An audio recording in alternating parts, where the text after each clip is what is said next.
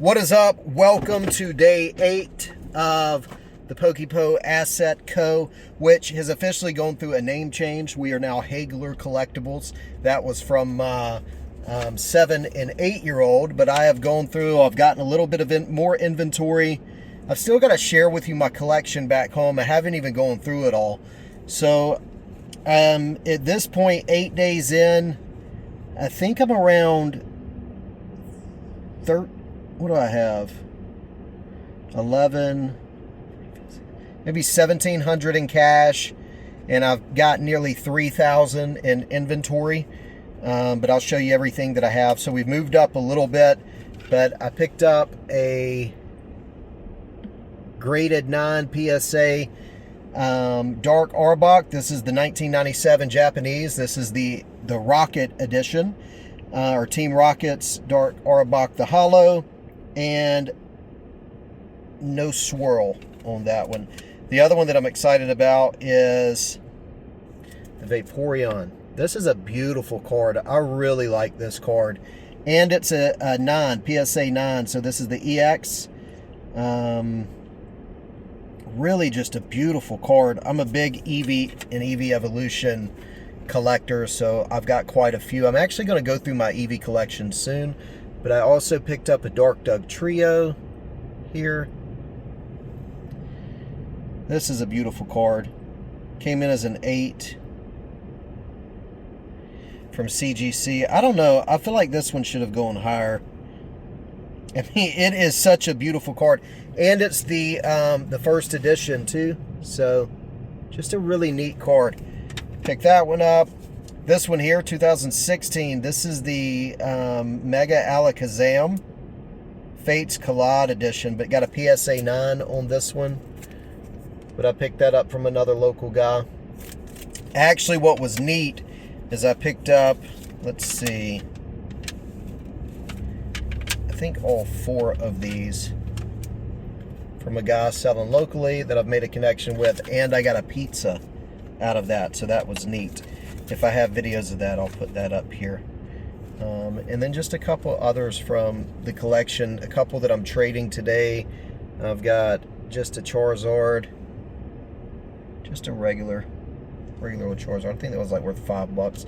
Radiant Charizard, about $22, $23 on the marketplace. I'm actually going to be taking both of these and trading them today, hopefully, if he wants to make that trade for a master set, or a partial master set, so he's nearly got it completed. I've got another Radiant Charizard that I'm selling today.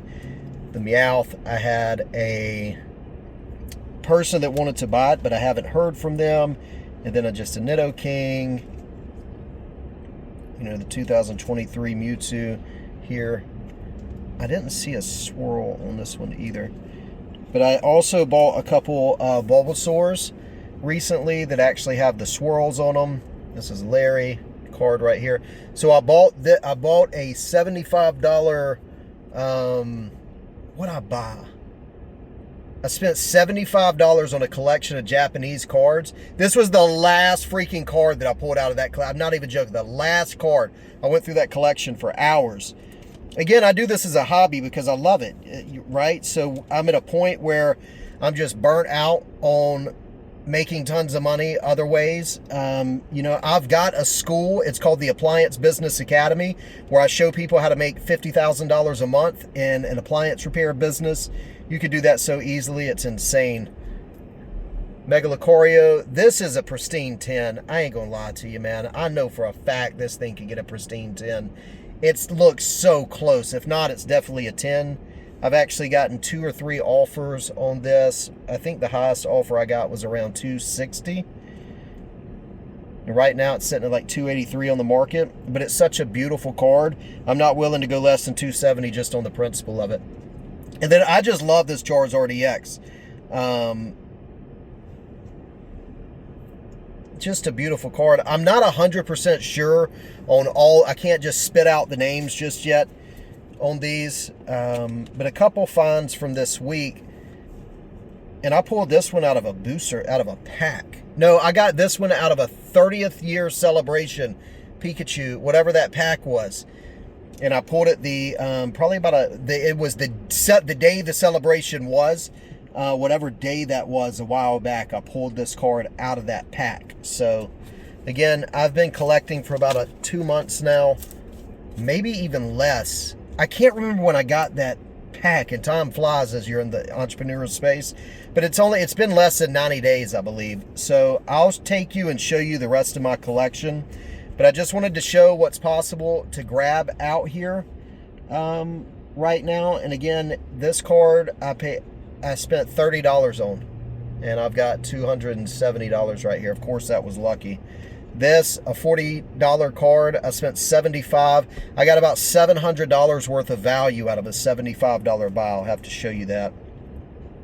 And the majority of these other cards that I have that are definitely $20 cards plus, I've paid maybe $5 for these or less.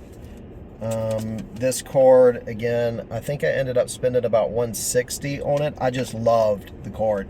And plus, I've already gotten an offer for like $170, I think, or $180. This one, I think I ended up paying around $100 for. This one, maybe $30 or $35. Another $30 or $35. And then I landed on this one, I believe, for $190 or $200, somewhere around in there.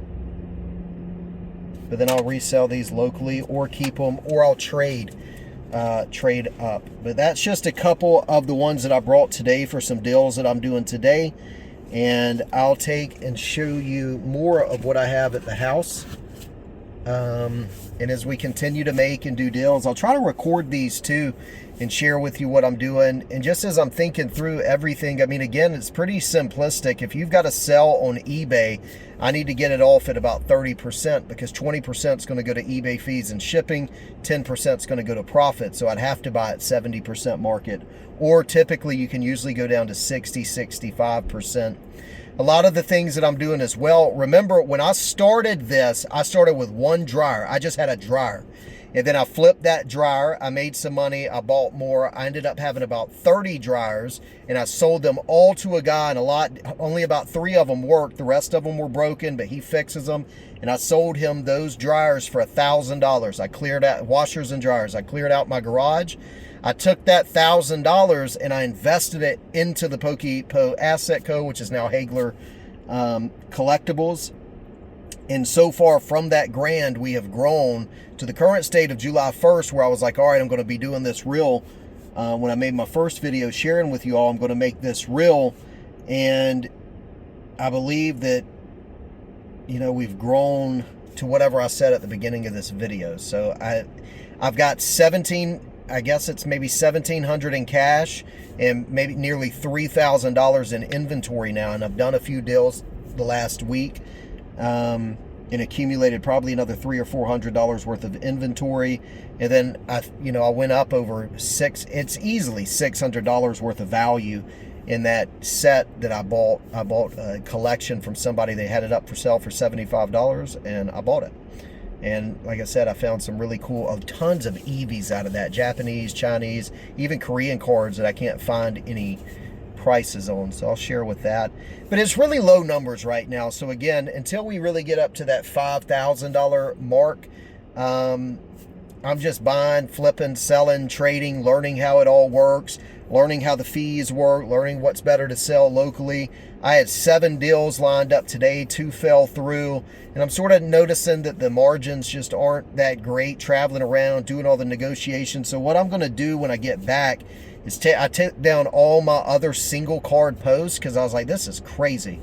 Obviously, I can, like that Lucario, this one, I could have sold today for $240. I think he offered me $240 or $260, somewhere in there. And you'd be like, dude, $10 less, but it's the principle of the thing, man. This is a beautiful card. I can send this one off to get graded. I was thinking about doing a bulk submission to CGC. But also, too, I'm trading up so I can go ahead and buy a scanner so I can put these things through and I can scan them in. And I can really take my time. looking these cards up and figuring out which ones are sellable. But they're just so cool. I didn't have these cards, and now I start focusing my mindset on getting these. And next thing you know, I've got them, which leads to a business principle for today, which is as you're going out here and you're learning the trade, you have to be the architect and the visionary of your game. So you have to start with the destination. Destination, obviously, for us is $1 million Pokemon collection, and I feel like we're well on our way from the original $0 that we started with, that is now transformed into nearly a $3,000 collection with $1,700 in cash. And as we continue to expand it, don't 100% on those numbers, I'm not near my computer, but it's very close to that. So what we'll continue to do is sell and trade and keep going, man. If you're enjoying the content, just drop a like and subscribe.